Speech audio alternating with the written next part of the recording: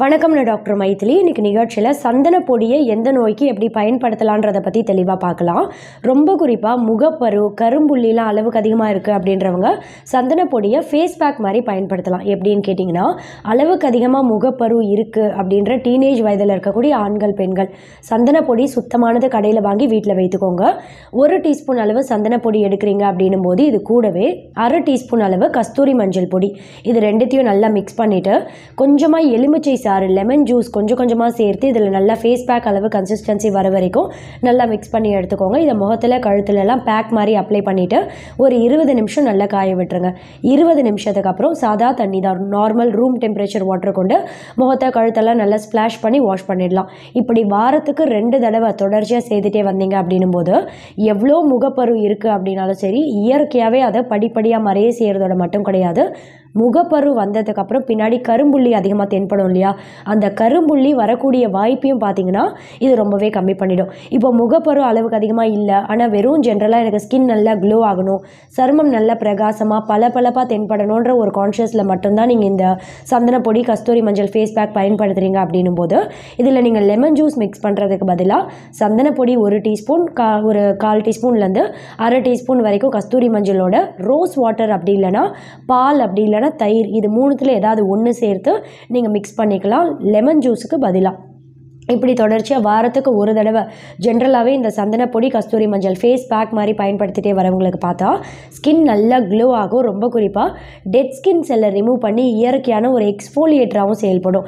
சருமத்தில் உள்ள தேங்கி இருக்கக்கூடிய அழுக்கு எல்லாத்தையும் ரிமூவ் பண்ணுறதுக்கும் இது ரொம்பவே உதவியாக இருக்கும். ரொம்ப குறிப்பாக ஆன்டி ஏஜிங்காக செயல்படும் சந்தன பொடி அப்படின்றது. இதனால் பார்த்தீங்கன்னா சரும சுருக்கங்கள் சீக்கிரமே வர்றத தாமதப்படுத்தி இளமை தோற்றத்தை நீடிக்க செய்யும். ஸ்கின் எப்போவுமே ரொம்ப சாஃப்டாகவும் நல்லா யங்காக யூத்தாக தென்படுறதுக்கும் ரொம்ப சப்புலாக தென்படுறதுக்கும் சந்தன பொடி அப்படின்றது ரொம்பவே பயன் தரும்.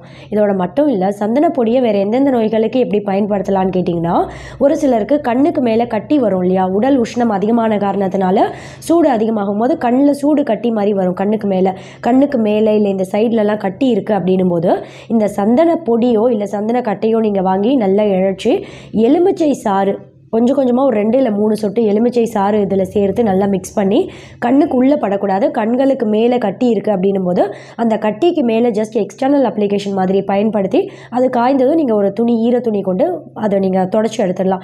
இப்படி தொடர்ச்சியாக ஒரு 2 இல்லை 3 நாட்கள் செய்தீங்க அப்படின்னும் போது அந்த கண் கட்டி அப்படின்றது சீக்கிரமே கம்மியாகிறதோட மட்டும் கிடையாது, உடல் உஷ்ணத்தை கம்மி பண்ணுறதுக்கும் இந்த சந்தன தூள் அப்படின்றது ரொம்ப ரொம்ப பயன் தரும்.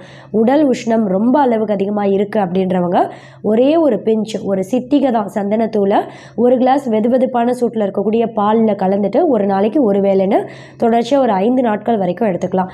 ஆனால் இந்த சந்தன பொடி கலந்த இந்த வெதுவெதுப்பான சூட்டில் இருக்கக்கூடிய பால் அப்படின்றது 60 வயசுக்கு மேலே இருக்கக்கூடியவங்களோ இல்லை 1 வயசுக்கு கீழே இருக்கக்கூடிய குழந்தைகள் கண்டிப்பாக எடுக்கக்கூடாது. அதே சமயம் வலிப்பு வந்திருக்கு ஏற்கனவே அப்படின்றவங்க கண்டிப்பாக இதை எடுக்கக்கூடாது. அப்படி இந்த மாதிரியான நோய்கள் இருக்குது அப்படின்னா ஒரு தகுந்த மருத்துவர் ஆலோசனையோடு நீங்கள் எடுத்துக்கலாம். இதோட மட்டும் இல்லை, ஒரு சிலருக்கு பார்த்திங்கன்னா உடல் உஷ்ணம் அதிகமான காரணத்தினால இல்லை வேறு ஏதோ ஒரு சில காரணங்களால் வேர்வை துர்நாற்றம் அதிகமாக இருக்கும் இல்லையா, ரொம்ப குறிப்பாக அக்குள் பகுதி, அண்டர் ஆம்லலாம் உடல் வேர்வை துர்நாற்றம் அதிகமாக இருக்கும். அப்படி இருக்கவங்க நீங்கள் குளிக்கிற ஒரு பக்கெட் தண்ணியில் ஒரு கைப்பிடி அளவு சந்தன பொடியை நீங்கள் நல்லா மிக்ஸ் பண்ணிவிட்டு ஒரு 5 நிமிஷம் அப்படியே விட்டுருங்க. அதுக்கப்புறம் இந்த சந்தன பொடி கலந்த அந்த வெந்நீரால் நீங்கள் உடம்பு குளிச்சிடலாம். இப்படி தொடர்ச்சியாக ஒரு 10 நாட்கள் சந்தன பொடி கலந்த தண்ணியால் நீங்கள் உடல் குளிச்சுட்டே வந்தீங்க அப்படின்னும் போது படிப்படியாக நாளடைவில் அந்த வேர்வை துர்நாற்றம் மறையிறது உங்களுக்கு இயற்கையாகவே தெரியும். தேங்க்யூ. இந்த தகவல் உங்களுக்கு பிடிச்சிருந்தா லைக் பண்ணுங்க, உங்க ஃப்ரெண்ட்ஸுக்கு ஷேர் பண்ணுங்க, மறக்காம எங்க சேனலுக்கு சப்ஸ்கிரைப் பண்ணுங்க.